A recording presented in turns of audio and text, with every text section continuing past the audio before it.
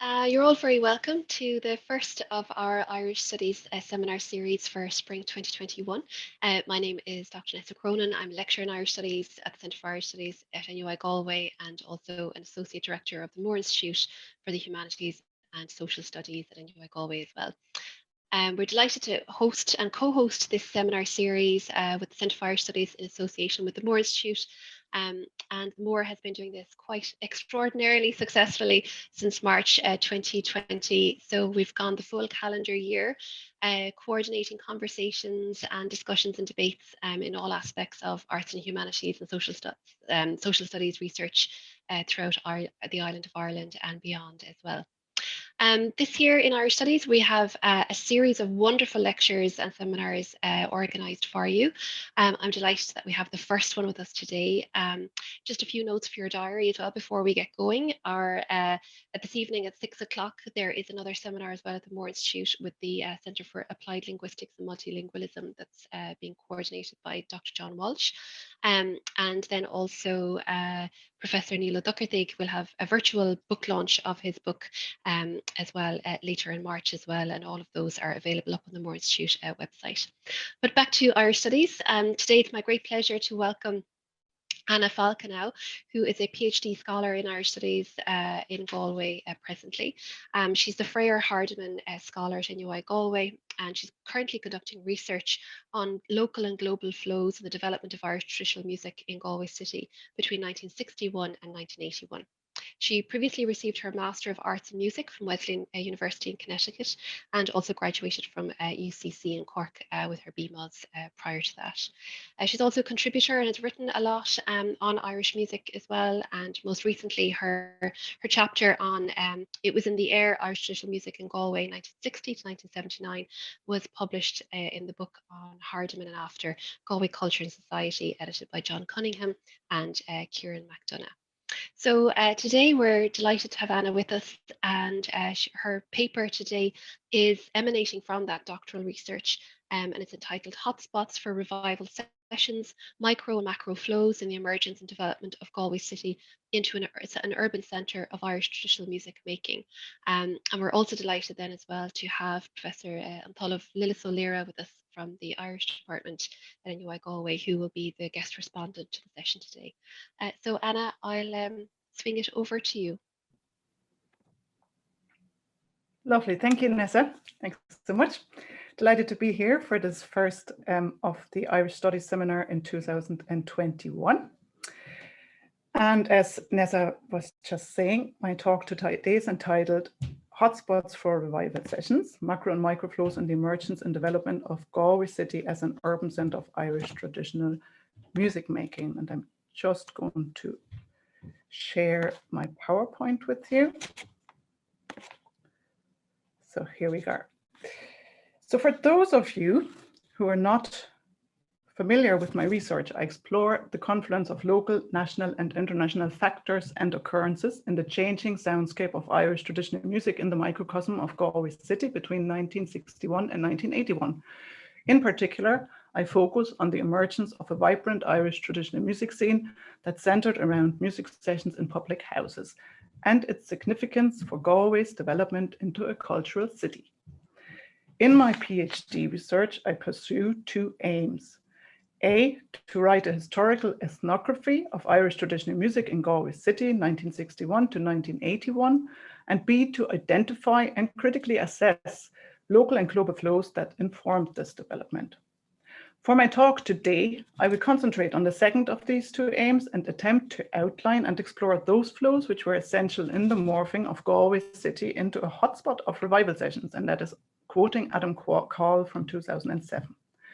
This will enable insights into the specific context in which Irish music revival flourished in Galway and allows for a comparison of elements of this process with other Irish music revival centres, namely Ennis, Doolin, Cork and Dublin.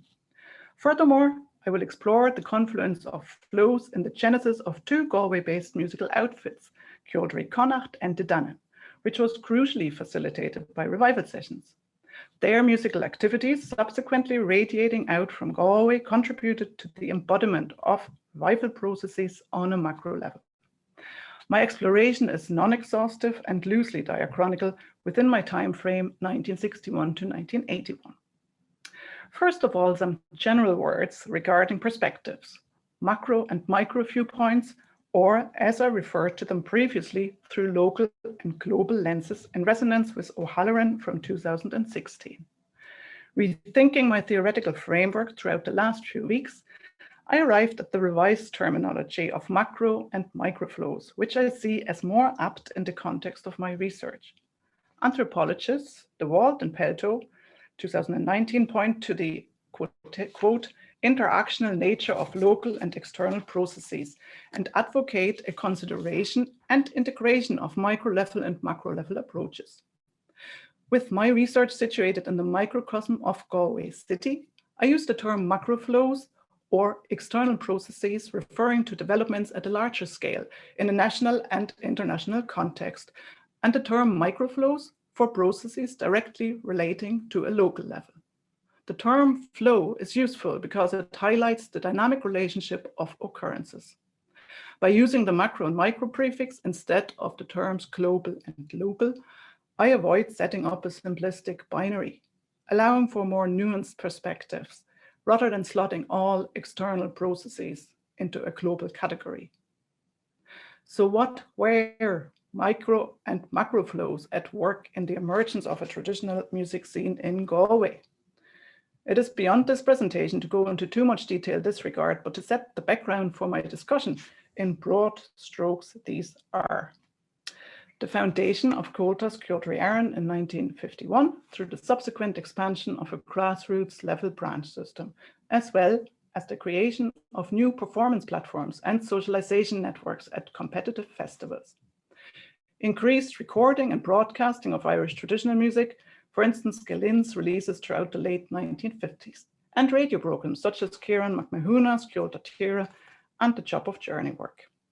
Sean O'Rida's activities from 1953, his broadcasting on radio such as Rachtaracht, An Riadach, Flach, Yol, and Radio, and my musical heritage, the composition of music for theatre and film, in particular Misha-Era, and notably O'Rida's creation of new templates for ensemble performance in Irish traditional music with Ceoltarí Cullen.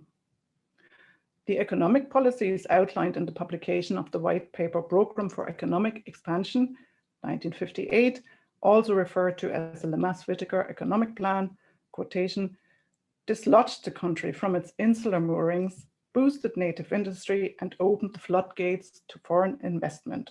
That's quoting O'Halloran from 1998. With new opportunities at home in Ireland, this brought about a return of emigrants to Ireland, as well as that Bord Fáilte had been established in 1952 and tourism was continually expanding. The consumerist bus swept through the nation as shopkeepers and publicans expanded and improved their businesses, and coach tours full of foreign tourists began to roll through Ireland villages, summarizes Carl O'Halloran's further observations. All these factors contributed to the creation of a golden moment where everything was hopeful, everything was possible, writes Curtis in 1994. Into this Ireland-specific set on conditions came the second wave of folk revival, music revival in the US and Great Britain. Especially the Clancy brothers' music caused new interest and a re-evaluation of Irish traditional music and song. I just go back to the other slide. To this already well-established list, I would add the importance of a focus on house building policies by the Irish government, discussed in detail in the context of Galway City by Patrick Collins in his recent article from 2020, which facilitated large internal migration from rural surrounding areas into Galway. Furthermore, Ireland joining the EU, then EEC, in 1973 propelled developments causing, quotation, a welcome boost in regional development, improved educational standards, and new levels of Irish tourism, writes O'Halloran in 1998. So this coincided with the Irish traditional music scene in Galway City pubs expanding dramatically. Pat McDonough says in an interview, and you see him there on the slide, it became a kind of boom then for the pubs, you see. They all wanted to have music. Quite a lot of them had sessions back then. Oh, in a very short time, because obviously it was bringing in people. And Sean Tyrrell remembers, there was a whole big mushrooming of a scene really in Galway, and that's from an interview as well. So let me move from a macro perspective to site-specific microflows. In the course of my research, I have identified the following flows as particularly important to the emergence, growth, and flourishing of a traditional music scene in Galway City. Migration flows, institutional flows, transient flows, language flows, business flows, and in a somewhat quirky category, overflows. So how are these microflows entangled with and embedded in macroflows, and how do developments in Galway compare with those in other urban centres in Ireland? Top of my list above, I placed migration flows. This is deliberate because migration flows to Galway, the largest economic centre in Connacht then and now, were essential for the formation of a nucleus Irish traditional music scene in the city. Internal migration to urban centres is a national phenomenon during the 1950s, and this migration flow brought in its wake numbers of traditional musicians. This is not exclusive to Galway. Kearney, Stobel, and Cotter describe similar flows with respect to Dublin and Ennis. However, there's an apparent difference in the histories of Dublin and Cork on the one hand, and Ennis and Galway on the other hand, which is important to point out. Dublin and Cork hold the legacy of revivalist pipers' clubs from the late 19th century. While the latter were dysfunctional for much of the early part of the 20th century, some of their former members kept traditional music alive throughout this interim period. In Dublin, in particularly Rousam through its part-time teaching of pipes at the Dublin Municipal School of Music since 1919. He rekindled the Dublin Pipers Club in 1936, drawing on the base of his students. In Cork, the brothers Dennis and Tyke Crowley, quotation, kept piping alive in the lean years of the 1930s and 40s. That's quoting Mary Mitchell from 2011. The Cork Pipers Club was resurrected in 1963 with an emphasis on transmission in forms of classes. These movements in Dublin and Cork had generated and expanded on a pool of traditional musicians, so that now by the 1940s and 50s, musical incomers to these urban centres, Cork and Dublin, enriched an already existing scene. Ennis and Galway lacked this legacy.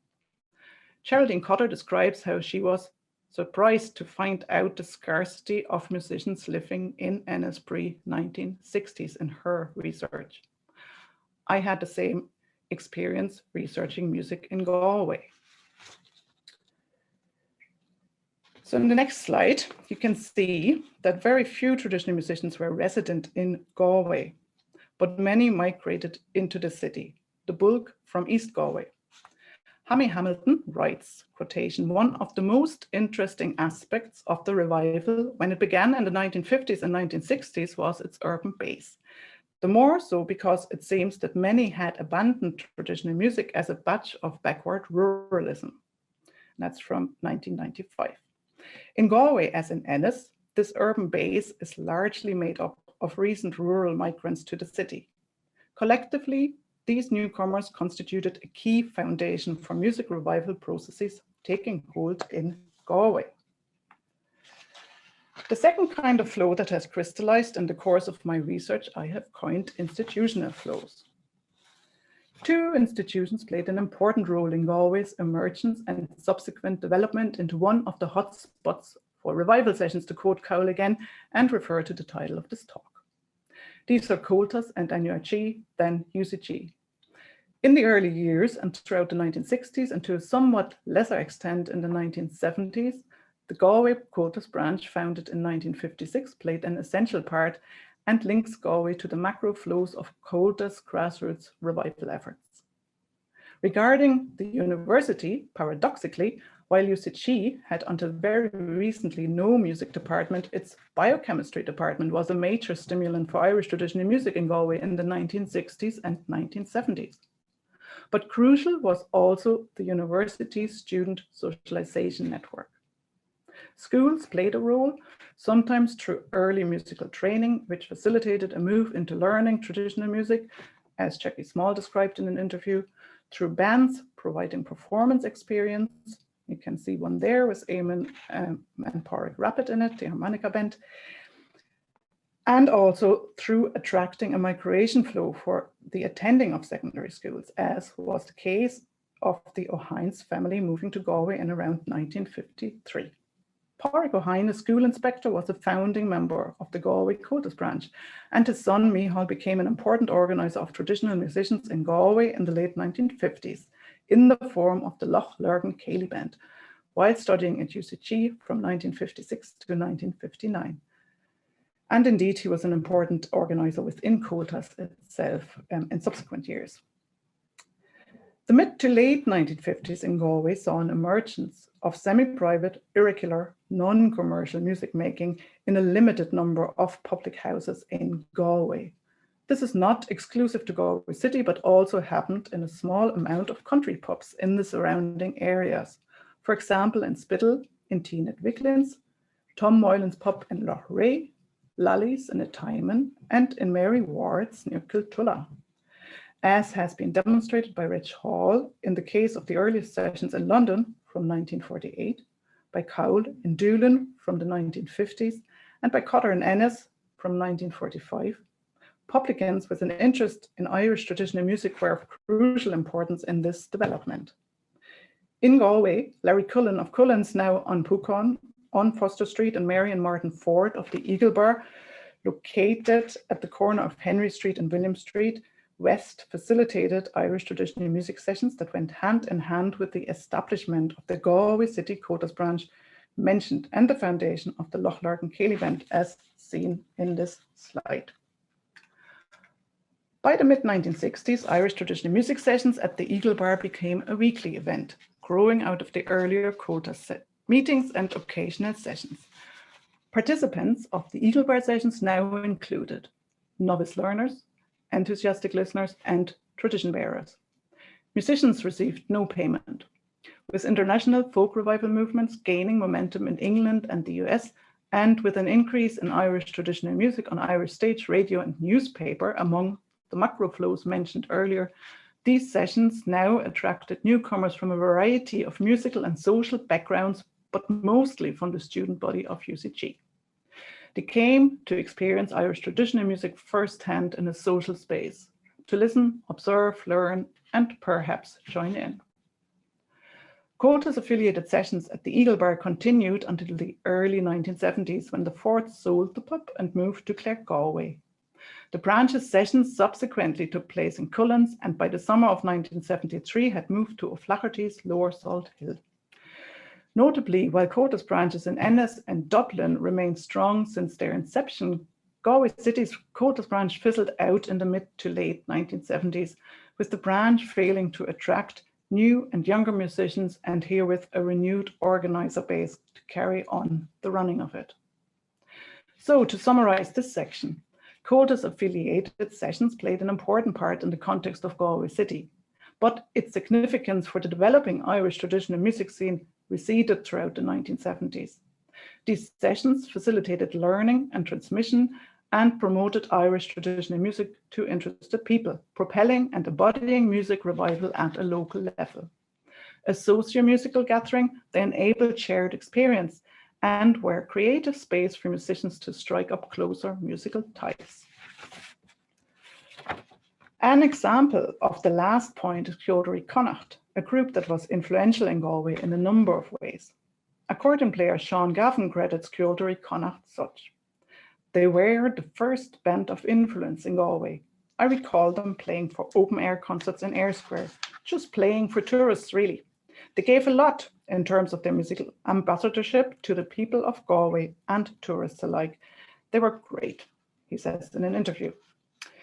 The original lineup featured guitarist and singer Dick Byrne from Galway, the organiser of the ensemble, fiddle player May Staunton, her daughter Derval and son Donal on banjo and fiddle respectively, tin whistle player Festi Conlon, and singers Tomás Tom Fotz O'Nachten and Pádraig Johnny Bon O'Kistela, all these from Spittle, as well as Eamon and Martin Rabbit and dancer Celine Hession, the latter all from Galway.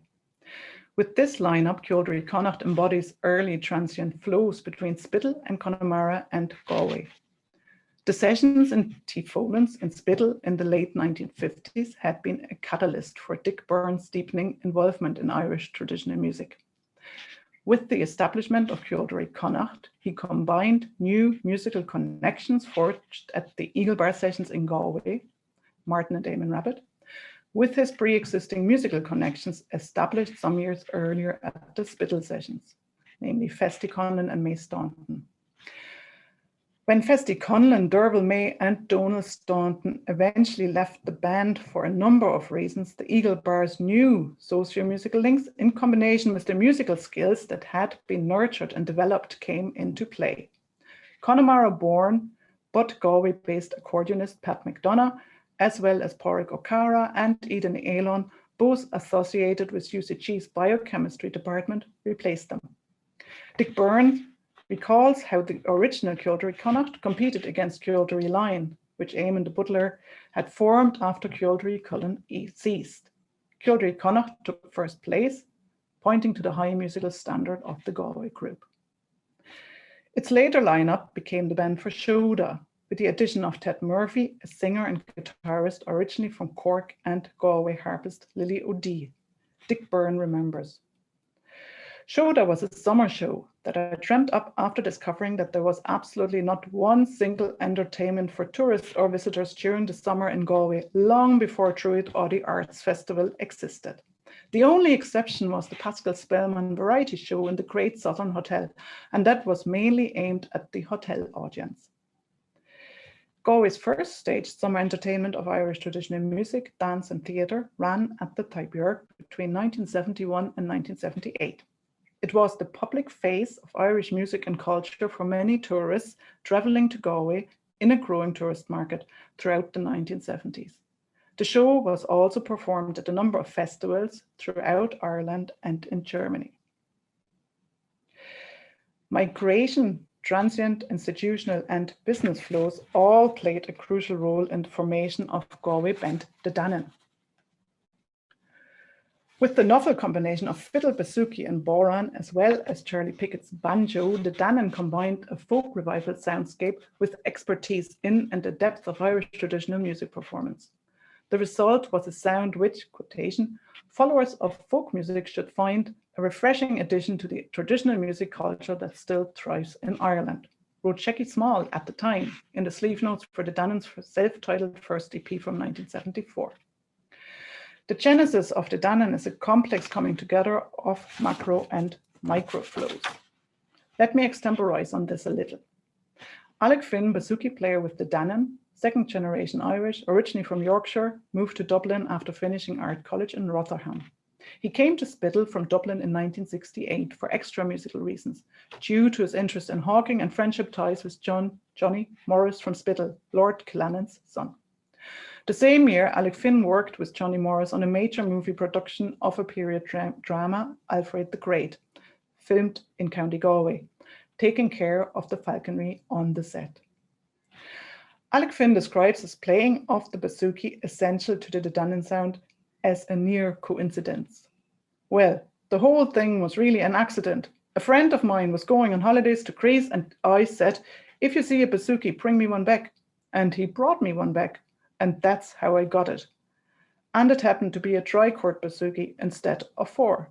You know, if he hadn't brought back the bouzouki from this Assen strip, I doubt if I ever would have played it. And that's from Seamus Laoire, Alec Finn from 2018. With his background in blues and jog band music, Alec Finn brought with him his own musical approach.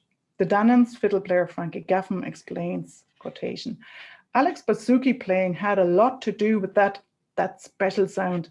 Nobody played that style of bouzouki, and it had a particular tone as well, which it just gave us a really unique tone or sound. And that's from the same program. So let's listen to the new soundscape of the Danann from 1976, playing a reel, the broken pledge, and a snippet of Jenny's Welcome to Charlie. And that is also taken from the Seamus Laoire program mentioned.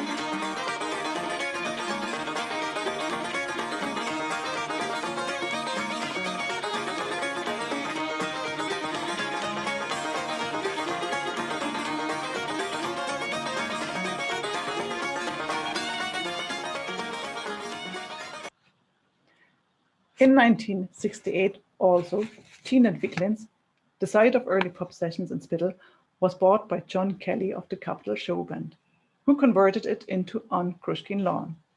With his own music and music business background, John Kelly put on frequent amplified gigs. This caused the migration of local musicians who had previously played in Teenet Viglins, May Staunton, Festi Conlon, and the younger Stauntons, Donal and Derble, to Use's pub, which had had no music until then. 5 years later, sessions at Use's became a catalyst in the formation of the Danann. An Crushkin Lawn, however, was still of further importance. It became Alec Finn's local, and John Kelly, its owner, helped the Danann to realise their first EP in 1974. While Alec Finn's reasons for migrating to Galway from Cork were extra musical in nature, Charlie Pickett migrated to Galway for musical reasons in 1973. He was drawn to UCG's biochemistry department because he had observed Irish music making after a conference dinner there in 1970. And to put this into context, he had received a scholarship which allowed him to pursue his postdoctorate at any suitable UK or Irish university of his choice.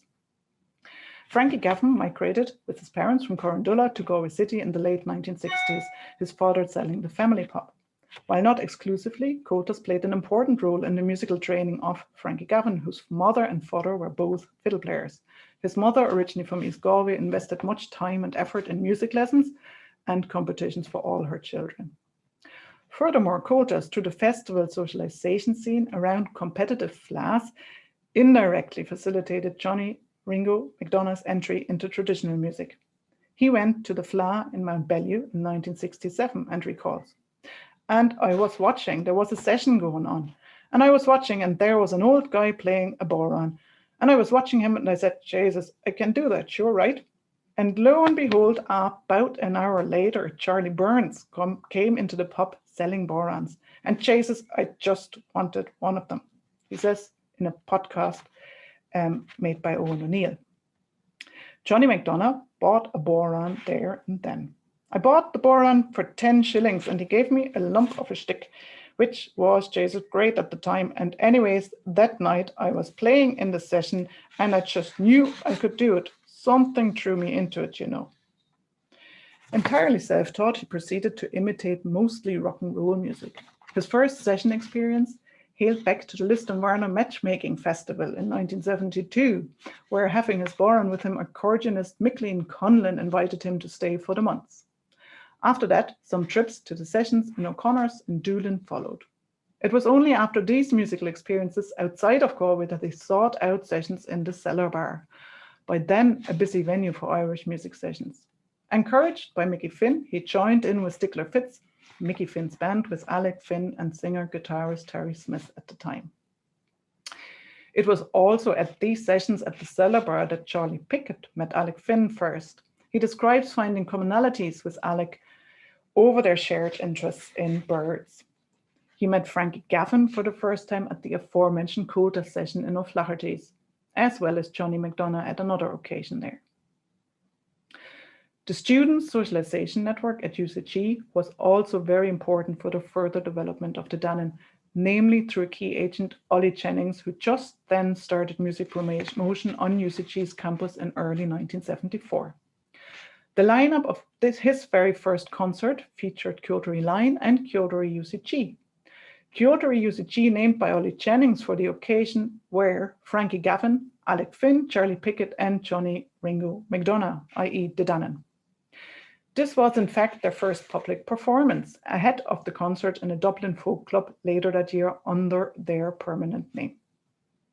At this stage, the Danann had found together at sessions in Spittal at Use's pub throughout the autumn of 1973. These sessions were organised by John Lewis and ran as a quotas event.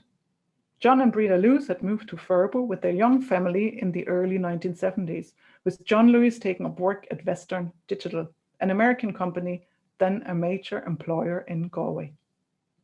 The Sunday morning sessions in Uses attracted a lively macro flow. The owner, Breda Uses, remembers. John Lewis organised a session at Tea Uses on Sunday mornings. It started out with 6 or 7 musicians. Gradually, people started to come from all over the country because there were very few sessions like it at the time. People would even travel from Cork and from Northern Ireland to play music here every Sunday morning before heading home again. And that's from another Teaching Cocker programme, Star Spangled Molly. It was at one of these sessions that the Danann got an invite to play at the Dublin Folk Club. Quotation. Our success came about almost by accident rather than by design. Phil Callery from the Voice Squad was there in TU's one Sunday and asked us to come and play in his club in Island Bridge, the Neptune Rowing Club, in Dublin. The rest, as they say, is history, and off we went, remembers Frankie Gavin in a newspaper interview with the Limerick Leader. The Danann subsequently performed in Dublin frequently. Because of Charlie Pickett's lucrative scholarship and resulting ownership of a car, travelling to Dublin presented no obstacle for the Danann. So now their musical flow radiated out at the intersection of local microflows and national and international macroflows. So to conclude my talk today, while the emergence of neither the Danann nor Ceoldery Connacht 8 years earlier can solely be attributed to sessions in public houses, clearly these were essential in the formation of both ensembles. In my talk today, I've shown that local occurrences were a result of dynamic confluences of micro and macro flows. Site-specific microflows embedded in and entangled with macroflows are complex, often have a deeply personal dimension, and are sometimes coincidental. They contributed to developments on a macro level, embodying and partially shaping music revival in an Irish context. Thank you. And particularly, I would really like to express my immense gratitude to all the time witnesses who generously shared their memories and in some instances archive material from private collections. Like with them, this research would not have been possible and would not be possible, I suppose. I'm still in the middle of it. Yeah, thanks so much for the Centre of Irish Studies and to the Moore Institute for hosting the talk. Great, thanks so much, Anna. That was absolutely fantastic. I have to say I was taken with two things. First, the connection of Galway to Greece and the Bazooki arriving over. So, and also was that a Rolling Stone sticker that was on the Bowron? It was. I don't know if we saw that on the day on, and yeah. So yeah. The rock star imprint was there from day one. So that's good to see. We are delighted to have Untitled Lillis Ó Laoire here with us. So Lillis, if you'd like to offer some thoughts and comments on Anna's work, and also just to say to our attendees as well, please feel free to add any questions or comments that you have into the Q&A button as well too. Well, I'm delighted to be here. To be invited to comment on the paper. It's a wonderful paper. One of the things that occurs to me is modernity, just the idea of modernity. We always think of tradition, the word tradition and Irish traditional music and tradition, and we consider tradition very often to be a sort of a dead, unchanging sort of entity. And the thing that emerges from Anna's paper very strongly is the idea of flow.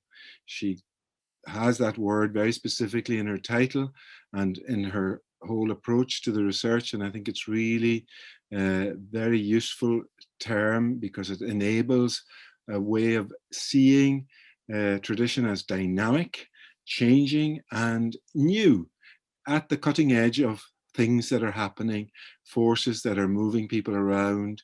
The housing policy, who ever thought about looking at housing policy to consider the development and the upsurge of traditional music? Our first revivals go back to 1792 to the Belfast Harp Festival. So you could say that Irish music has been in some kind of revival since then.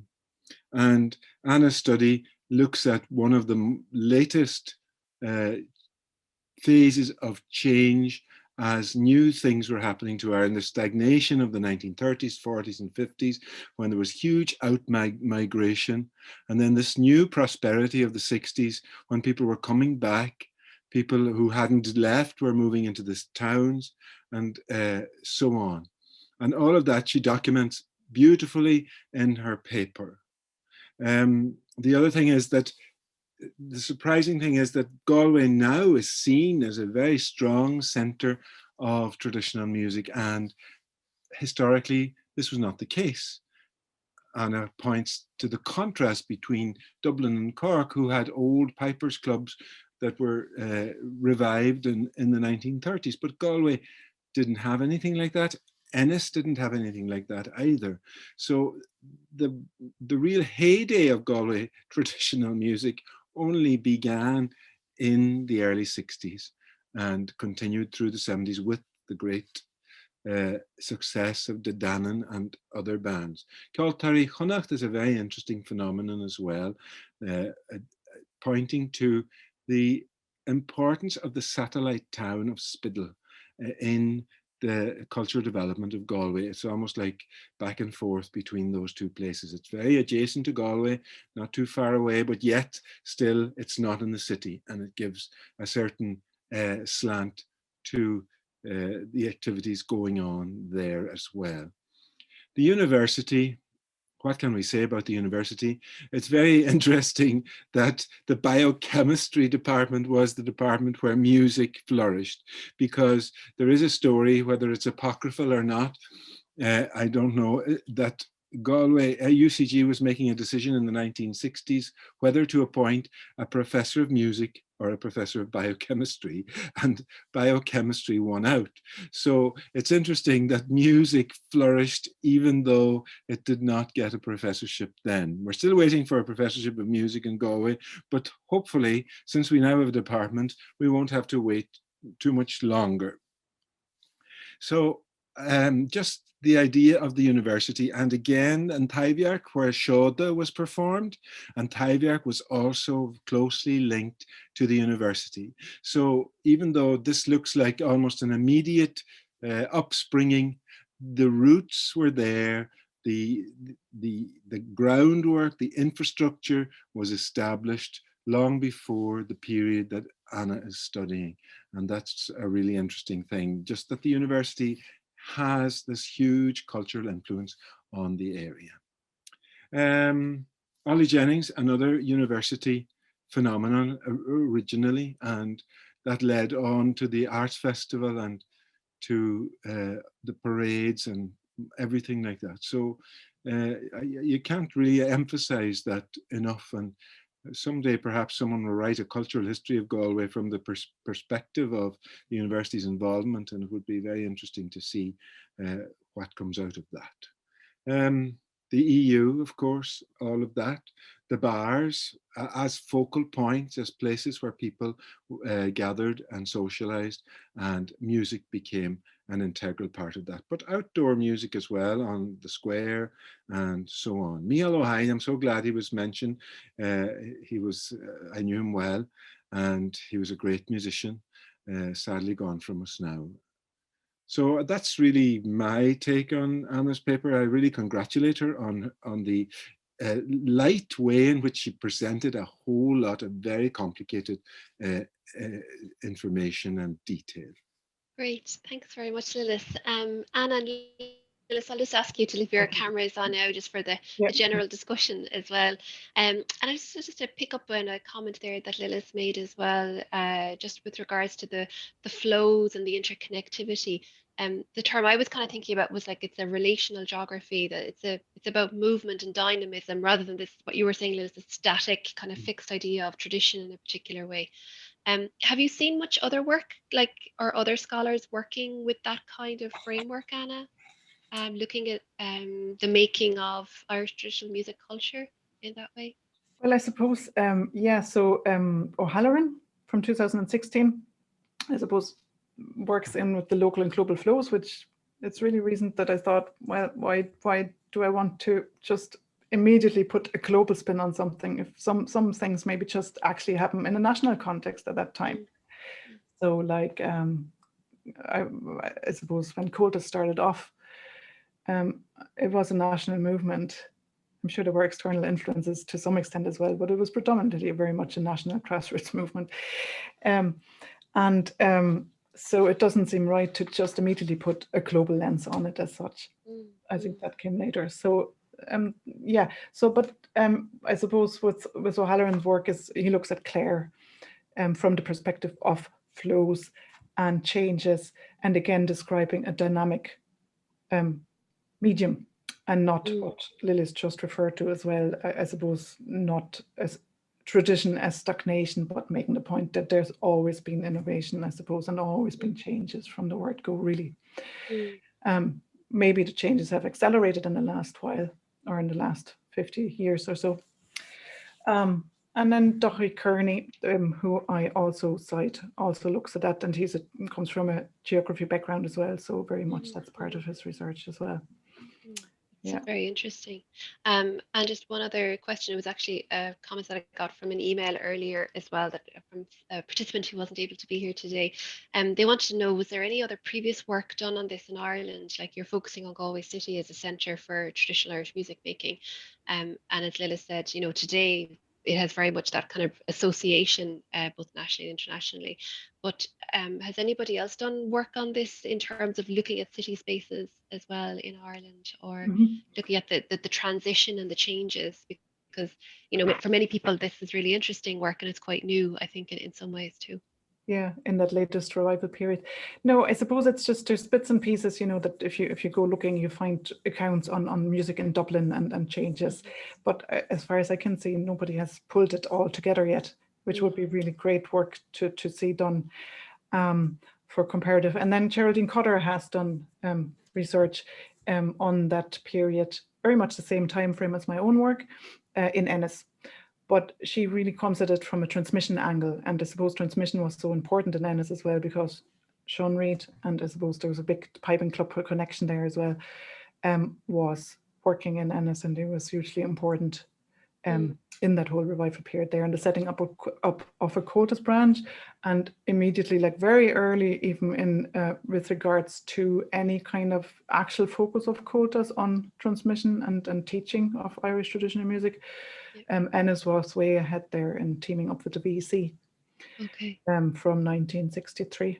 I think I had that in my paper originally, but it was too much to put in. People have to get their hands on your thesis when it gets written, so it'd be great. So I suppose Geraldine Cotter is probably the most extensive written on the period, and then of course Maithne Orhan's thesis is really relevant in terms of the same time frame as well, and looking at quotas, so it's a great resource to look at with that.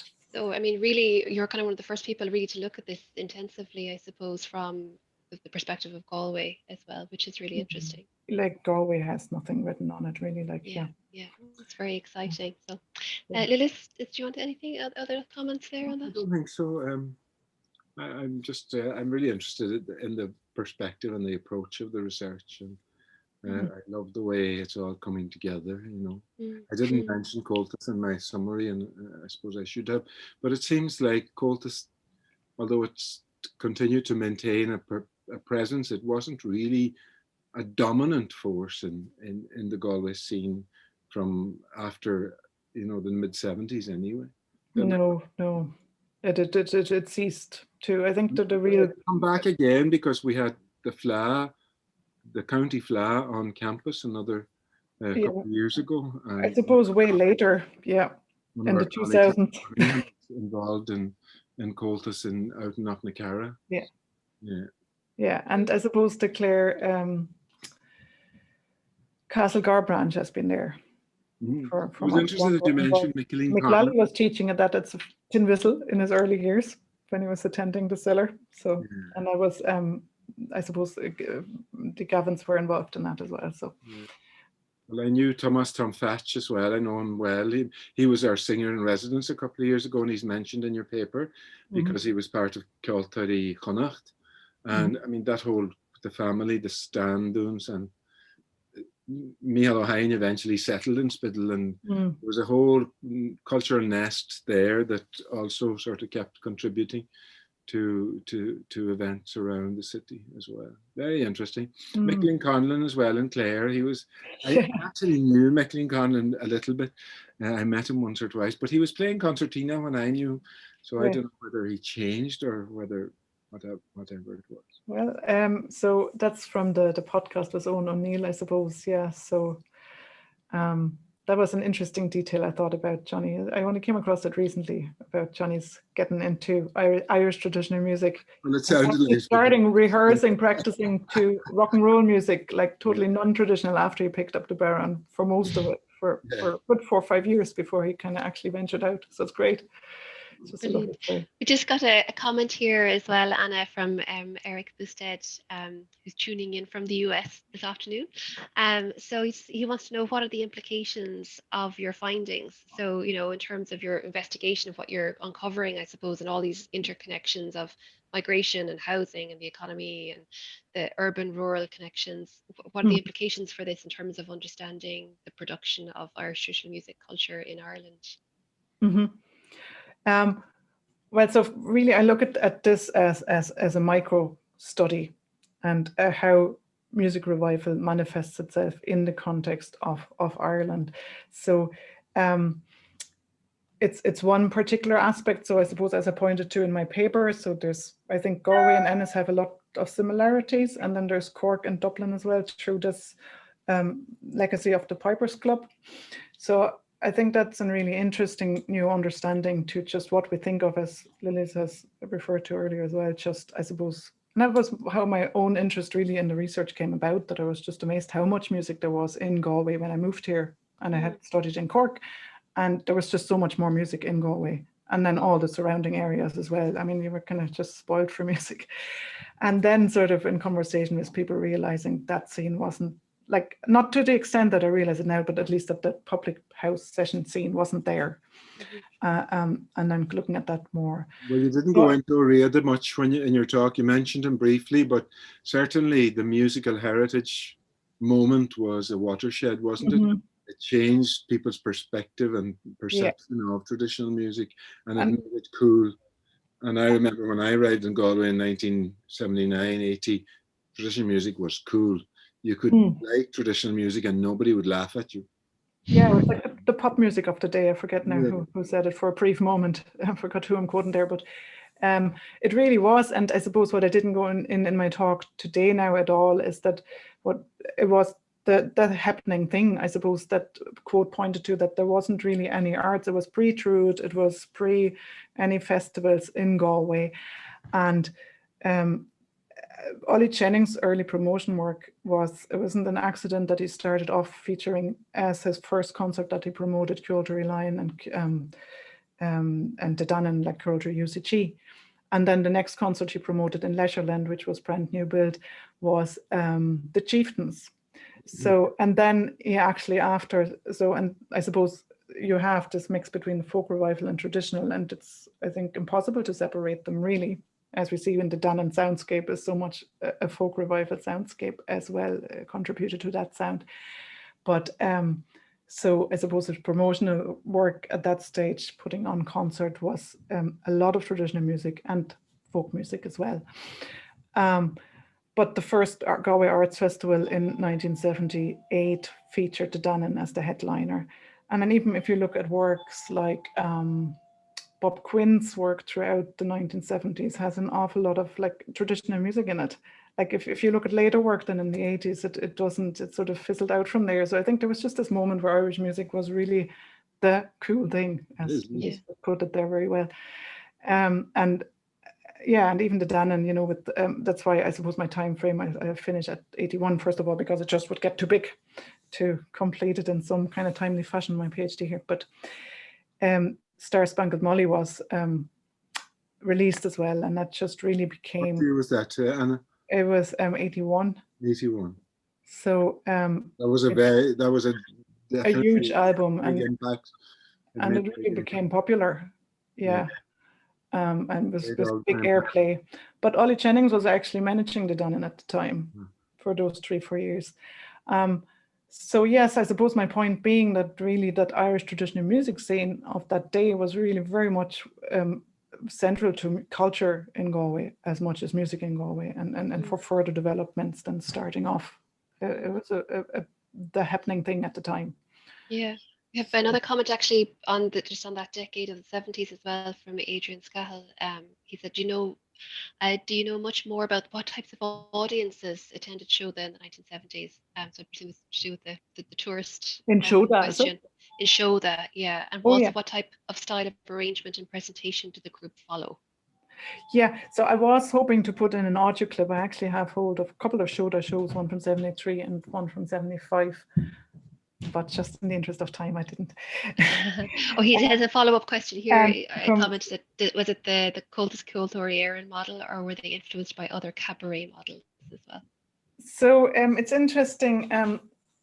The music from 73 now, for instance, the clip I have is very much influenced by O'Reda's arrangement, and featured that, is it O'Neill's Clans March or so. You can definitely see an interest in influence of that whole arrangement model. It's really well through arranged. Also, Dick Byrne was he'd been involved with the type work since the 40s, I think, I believe, definitely the 50s. So it's just a big theatre experience and show experience as well. So it's an extremely well run show, but it's not a cabaret show in the sense of costumes, or it's. My sense is different from, like, let's say Shamsa, for instance, later on. Well, I suppose they started off around the same, a little bit earlier than in Galway, really, but and the audience was very much a tourist audience. It was directed at the and Dick Byrne had this great grassroots way of advertising it every day before the show. It would only run for the summer months, the weekdays, and it wouldn't run for race week.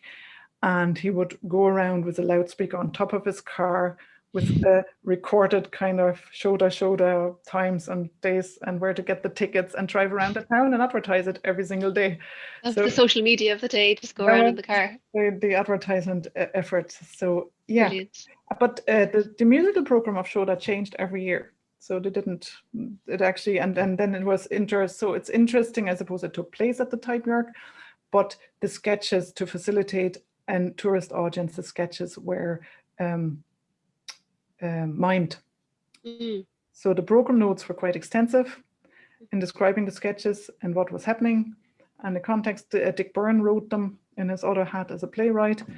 And then it featured Celine Hession and her dancers doing some very elaborate dance routines, indeed. Okay. And she choreographed them. And it featured some English songs, some Irish songs, and a variety of music, I suppose, as well, with Pádraig O'Cara and his playing a cithern, and tin whistle influenced by kind of airs and Festi-Connan, for instance. There's not a spittle connection there. So no, I wouldn't put it into a cultus cabaret style. I just think it was very much influenced by Dick Byrne's experience in theatre. Okay. And music, and also just general big, larger musical experience. He played in kind of jazz bands before he got into Irish music, and he'd been very much into all come use and folk songs and all, you know, different things. He played the trumpet once.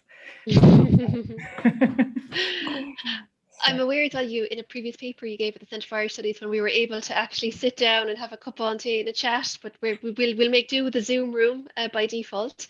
That you talked as well about language flow, and that's something that's there in the background of this paper. But would you like to say anything about it now? I mean, Liz made mention to the song tradition as well, and the bilingual context that's there, of course, in Galway City. So is there any comment on that you'd like to say here on the role of the language and the language flow in Galway? Yeah, I suppose I didn't, I kind of left that whole aspect out of this paper today, and just to focus on the things I focused on. So language, yeah, appears important both as a facilitator, and that I suppose you had a lively interaction. The fishing industry, actually, I didn't mention, is very important as well, and Connemara fishermen coming into Galway and staying as well. So one of the early venues of music, the Castle Hotel, for instance, was frequented by Connemara fishermen. And so there was much more of an acceptance of music there. So in general, I suppose that what comes through in interviews is that really traditional music was not actually generally popular in the 60s. It just was popular in some venues. And I suppose there's even probably a further complication in that later on, there were really only a couple of venues where you would hear actual instrumental traditional music without maybe a rake of I suppose, ballads and folk songs mixed in. So generally the blueprint, what I call the blueprint of music making, of what publicans would pay for in terms of commercial sessions then later on in the 70s would want to involve a good portion of songs like ballads and popular folk songs, whatever. Again, the Spittle connection, the language was important there, and people were very active in maintaining the language in Spittle. There was a very active community around the language. And also because of Collage to Connacht there, and all the summer schools, there was, like, for instance, the Mulligans would come down for their summer holidays to Spittle, and the Stauntons were extremely important as well. Tommy Porrick Bonabrin would be there. So yeah. Tom, who featured on a Dedanan album, I don't know which one now. Yeah, the Mist Covered Mountain, that's right. It was all that connection came through. And then language in Galway also was a catalyst, actually, through one of the students, Sean Conroy, who just in that revival moment of, I suppose, Irish language, wanted to start off in the about 69, wanted to start off a conversation night, but tied in with music, and in the pub, not in Aris na Gael, with no bar. And so he looked for the quietest venue, O'Reilly's, he found at the time on Foster Street. It's not there anymore, it's where the Parkhouse Hotel is now. And it was fine with the publican. And so they had a mix of music and dance and Irish chora. And it became really popular, but then as the minute it became popular, I suppose the Irish kind of went out the window. But that was really the reason why music started off in there. So that's an interesting aspect. So sometimes I would describe Irish language in Galway as a facilitator and at times as a catalyst. So definitely and just another observation as well, you know, that a lot of the individuals you're talking about are men as well. So how does gender, there's a whole other history, of course, there as well, in terms of the gendering of Irish music. But is there a gender dimension to this work as well that you can see unfolding in a particular way? I'm trying to get to grips with that, how much I want to go into that, I suppose. Yeah, there certainly is a lot less women playing music. It's all public spaces you were talking about today. And of course, you have that change between, but there's a lot of women went into the pubs. You know, it's not like that at that stage. It was just a transition, I suppose, from women going into pubs and, I don't know, a woman having a pint of Guinness instead of a glass of Guinness. It's not medicinal, but so yeah, there's like a certain amount now. Yeah, exactly. Wouldn't a class be great? Never mind a pint. I know, a pint in a pub. What is that? No, but Eden Aelon, for instance, was very important in the scene as well. May Staunton, obviously. And I think important, I suppose, is also personal lifetime is important, because I think, for instance, with Lewis's putting on a Sunday morning session, I would think has a lot to do as well with their children being young. And for instance, May Staunton used to come into Galway a lot to perform, and then I suppose eventually didn't do that so much more. Donald Staunton, for instance, you know, when he studied at UCG as well, her son was really well-known banjo player at the time, and he took over the family business then eventually after, you know, doing loads of music, and basically didn't do music much anymore. So I think personal lifetime is extremely important, but I really haven't decided how much I'm going to. I'll address it somewhere, but I don't think I'll focus on it too much. Be enough to mention it and say I'm not going to deal with it because it's a whole other issue. It's a big other issue, and so maybe for another topic for a post-doc, maybe. Yeah. A comment here from John Cunningham as well, just to say congratulations on your talk. And of course, John was one of the co-editors of the Hardiman book as well that you were involved with. His question is, did Planxty and perhaps Horslips at the same time represent a moment in terms of making young people more receptive to traditional music? And we might finish up then in a moment then after that. Yeah. Well, I suppose Planxty had a big influence on people as well. Indeed. And Galway, of course, is connected with Planxty because it just happened coincidentally, I suppose, as well. But that tour kicked off in Galway and it had such a huge reception. But by all accounts, the reception in Cork was very enthusiastic as well, which was, I think, the next kick of of that tour. But it just is a moment that I suppose people remember, and that really propelled Planxty. Well, one of the big things was the summer festivals, Ballasadair on one side of Galway and Lisdoonvarna on the other side of Galway. Yeah. And Godanan and Planxty would always be at those festivals. Yeah. I suppose that whole festival scene started off around the time, exactly. It's a sort of moment in time where a lot of things are happening, isn't it? And it all kind of confluences. No, it's very exciting work, and we're delighted that you were able to share kind of how it's evolving and unfolding with us today. And thanks to Lillis as well, from zooming in from the other side of Galway County as well. So we're covering the western part of the Corrib and the eastern part of the Corrib, far and wide on Zoom. Who knew? And just also to say as well that you know, that Anna's work, and this is from her supervisor, Dr. Maeve Muirhone, that she really is rewriting the accepted history of the revival, and in particular the critical accounts of the chronologically organised session scene.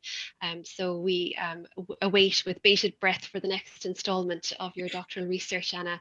So I just want to say congratulations again on that. And yeah, and Gaillmh magad Lillis freshen us the color and you've Gahalin ar fad Gaillmh magad. So we'll wrap up there. Just to say another date for your diary is our next Irish Studies seminar for the spring series. Will be at 4 p.m. on Thursday, the 29th of April. That's 4 p.m. Thursday, the 29th of April, and we will have Professor Margot Bacchus of the University of Houston and Professor Joseph Valente from the University of Buffalo. They're going to be doing kind of a masterclass really on their new co-authored book, which is called The Child Sex Scandal in Modern Irish Literature, Writing the Unspeakable, which was published late last year. And they're going to be discussing issues in relation to contemporary and modern Irish literature, but through the lens of all of the different scandals that have engulfed contemporary Irish society in recent years. So that will be another one for your diary. We will have another one then again in May, and another seminar there finishing the series in early June as well. Everything will be available on Facebook and also on Twitter, and our recordings will go out afterwards on the Moore Institute and Centre for Irish Studies as well. So I just want to say thank you so much again. It was lovely to have a little bit of a chat, and thanks to all of the participants and the attendees as well today, and many thanks as well to David Kelly and to Daniel Carey in the Moore Institute as well for coordinating and co-hosting this session this afternoon. So I want to say thank you very much indeed. A belated happy St. Patrick's Day to everybody. And gur míle magad Anna agus Lillis agus maybe the kaint the rasherit. Okay, slán go fóill. Bye bye. Thank you.